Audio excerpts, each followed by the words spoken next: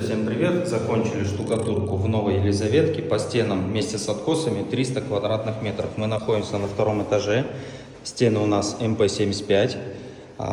Санузел обезжанный. Заказчик Константин присутствует. Пару слов. Очень понравилось. Все углы выровняли. Где надо, слой добавили. Да. Пришлось потрудиться. Очень рад. Советую. Молодцы.